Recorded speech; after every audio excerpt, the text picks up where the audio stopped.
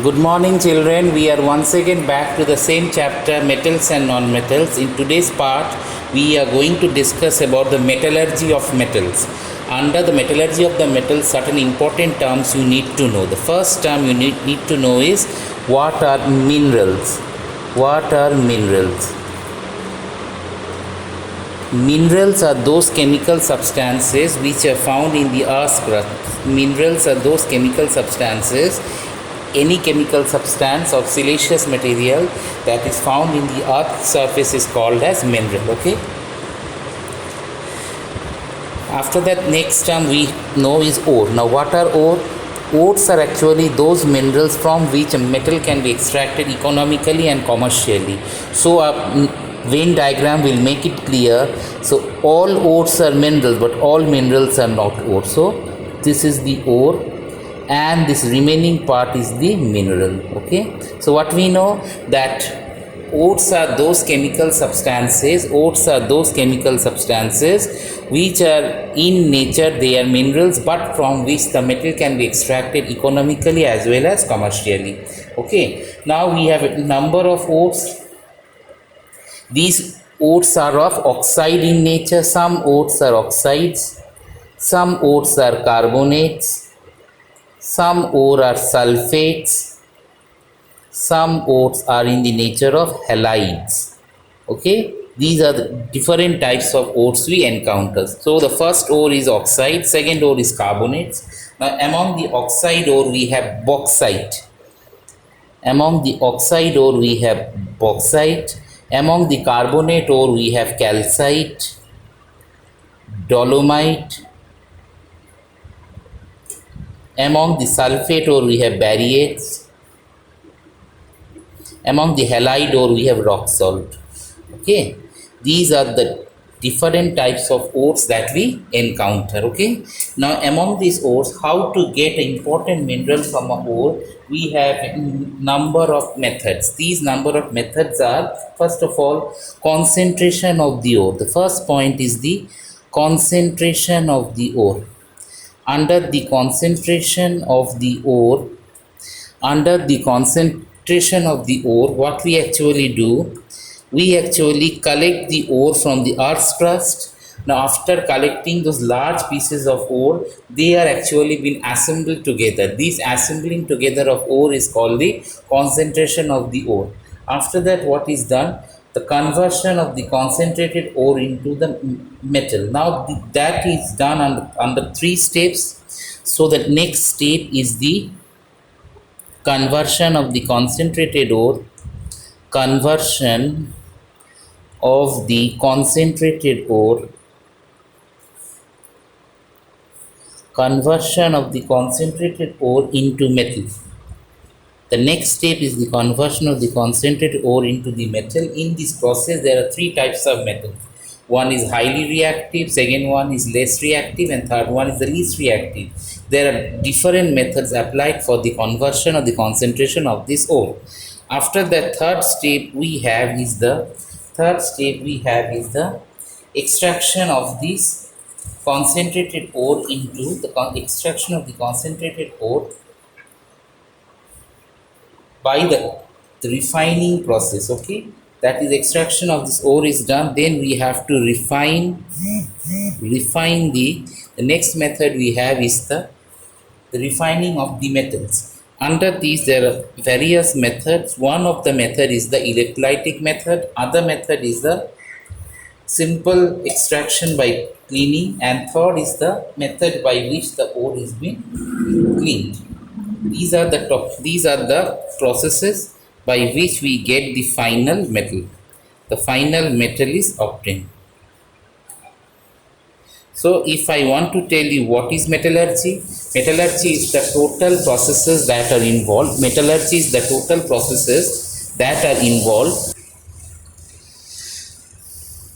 Okay, children, now the next topic we are going to discuss is corrosion. Now the question is, what is corrosion?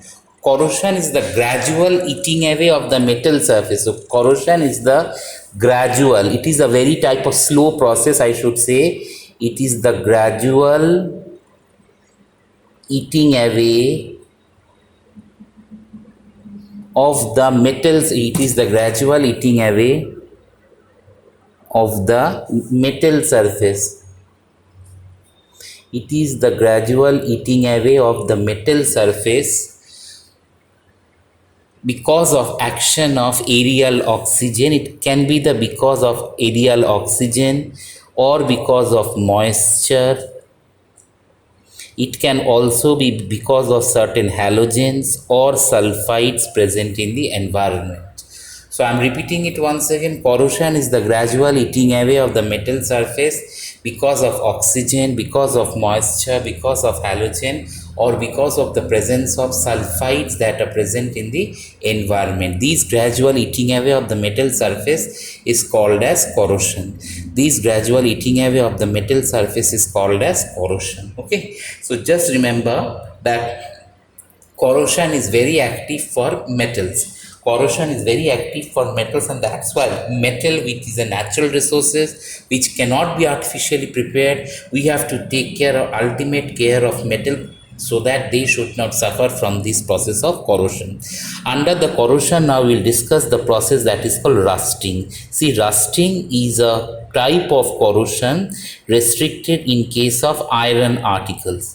So if I ask you what is rusting, you should say it is the corrosion of the iron articles on being exposed to aerial oxygen and moisture. On being exposed to aerial oxygen and moisture, that process is called as thrusting.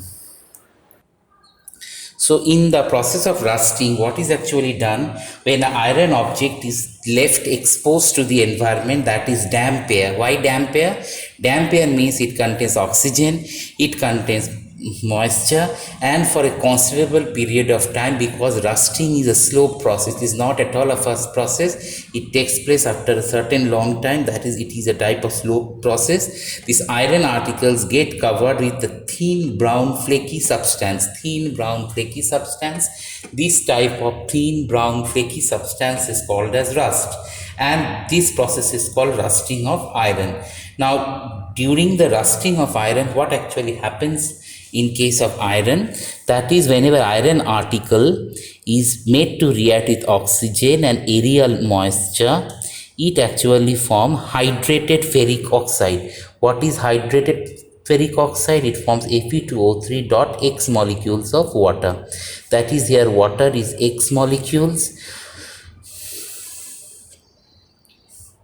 We have 3 molecules of oxygen and 4 molecules of iron. So what is the reaction taking place? We have iron that is made to react with oxygen in presence of water.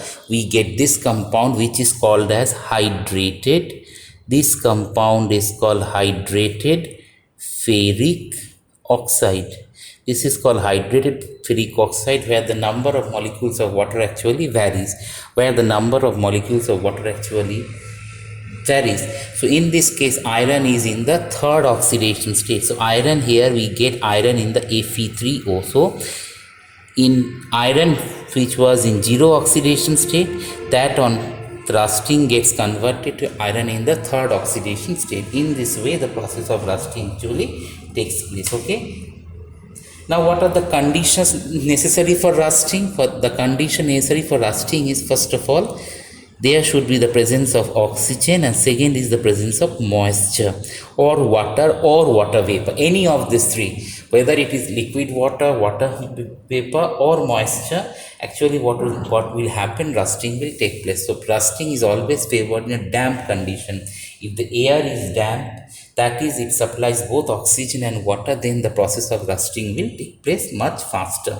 That is, if you keep a new iron nail exposed to the environment, and if that is the season of monsoon season, in that case what will happen, that iron article will get rusted, because that will form a type of flakes, and this flakes is called as rusting. Now how should we prevent rusting? Prevention of rusting. Now to prevent that rusting, what we have to do? For the prevention of rusting, we have to cut the contact of oxygen or the contact of moisture. So the first method of prevention of rusting is to have a oil-based paint. What is the oil-based paint? Means we have to paint those articles in oil in order to stop the process of rusting. Rusting of iron can also be prevented by galvanization. What is galvanization? Galvanization means covering it with a layer of zinc. When a layer of zinc is there on an iron object, what will happen? Zinc first of all gets oxidized to zinc oxide. So if this is an iron article and if it is coated with a layer of zinc, see, this is the iron article, it is coated with layer of zinc. Now what will happen? If aerial oxygen and moisture comes, they will first of all form a layer of zinc oxide over zinc. So now we have two protective layer. One is the layer of zinc oxide, other is the layer of zinc, and hence the process of galvanization can be stopped. Another method is by coating it with a layer of tin. By a tin coating, if I am coating a iron object layer of tin or a iron object by layer of chromium, in that case the process of rusting can be prevented. Another method is that rusting can be prevented by forming alloy making, by formation of alloy. For example, we have a number of alloys of iron like stainless steel. So these are the different methods by which corrosion of iron can be prevented. After the children, we are going to discuss the corrosion of copper. Now, what we know that copper metal, when this copper metal is exposed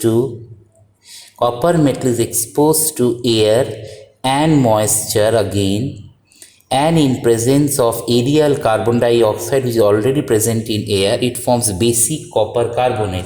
It forms this compound CuCO3 dot CuOH whole twice. This compound is called as basic copper carbonate. This compound is called basic copper carbonate.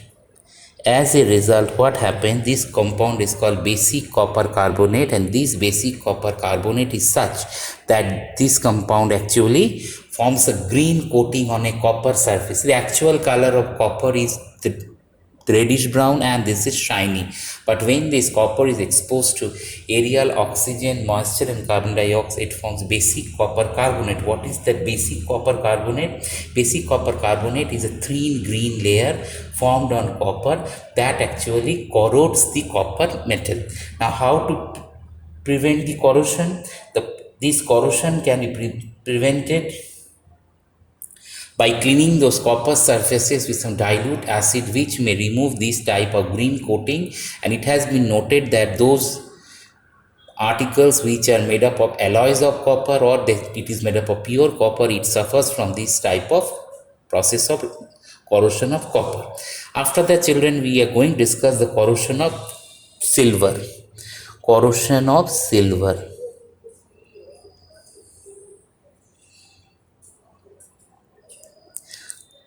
Silver is also another very shiny metal, and we have seen that this metal like silver, after being exposed for a long time, it actually loses its shine.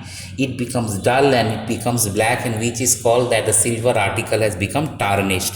That is what is happening. The silver on exposure either to oxygen or sulfur, it turns to silver sulfide or silver oxide. In both these cases, what happens? Its color is black. As a result, the brightness of the shine of the silver is lost. Okay, that is silver, which is a highly unreactive metal. It does not react with oxygen and air easily, but air which usually contains small amount of sulfur, they get exposed to silver and it forms silver sulfide.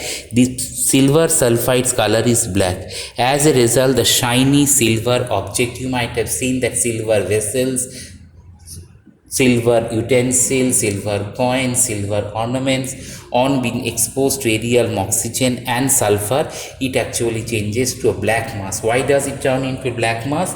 It turns into black mass because it forms silver oxide.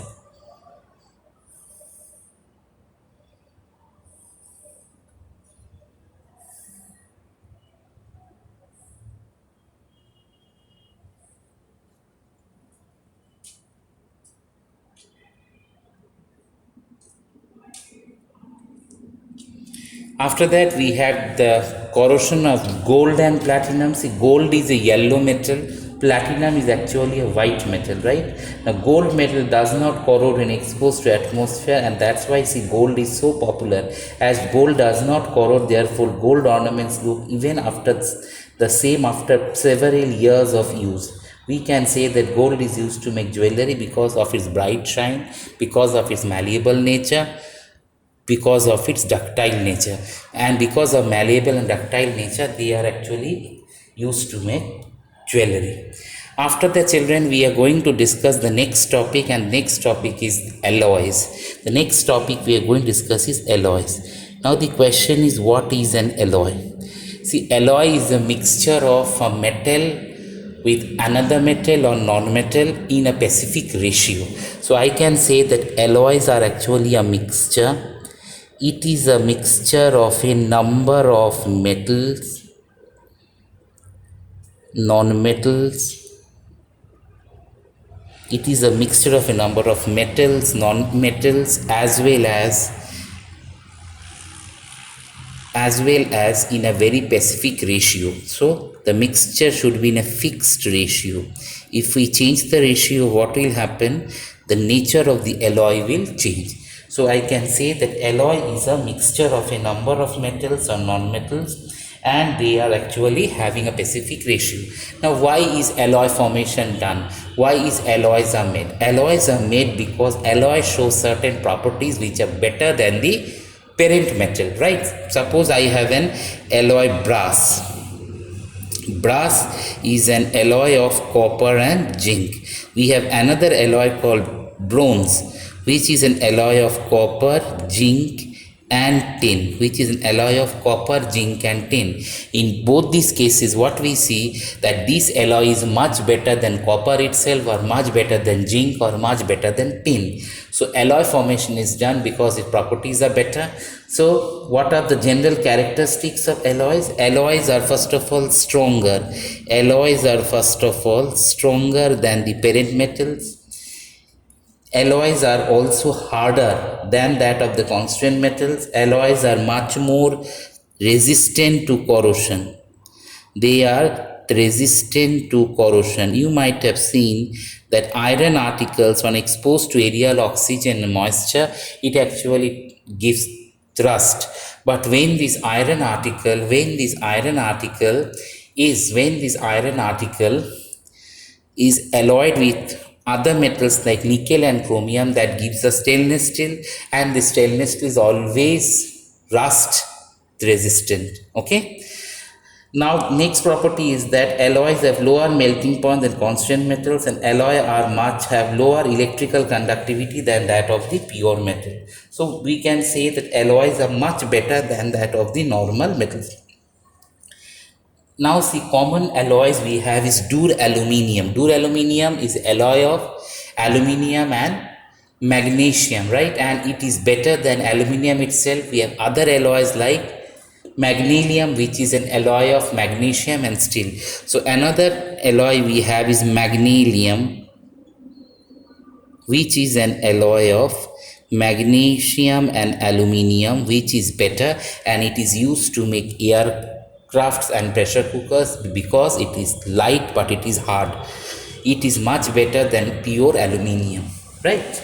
We have other alloys like solder, which is an alloy of lead and tin. We have alloy like solder, which is a alloy of lead and tin. It is an alloy of lead that is mixed with tin. When it is mixed with lead and tin, the benefit is that this type of alloys, which has a much low melting point, so it is used for soldering.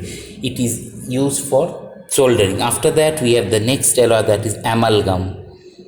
What is an amalgam? Amalgam is an alloy. Amalgam is an alloy which is used. Amalgam is an alloy which is alloy of mercury with a metal.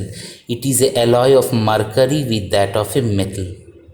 See, mercury we know is a liquid metal. So when mercury dissolves sodium, it is called sodium amalgam. When mercury dissolves gold, it is called gold amalgam. When mercury dissolves zinc, it is called zinc amalgam. So that is the alloy of amalgam. After that we have different alloys of gold. Now alloys of gold means we have different types of alloys of gold. We have 22 karat gold, we have 18 karat gold. So pure gold is soft and cannot be occasionally used to make jewelries. When gold is mixed with copper, that makes the metal much more stronger, has a high tensile strength, is much more malleable and ductile, and this is why gold is alloyed with other metals.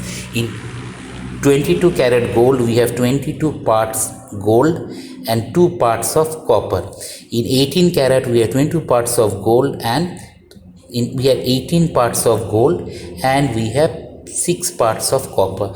So these alloys of gold are used to make jewelry. Okay, children, that was all for the day.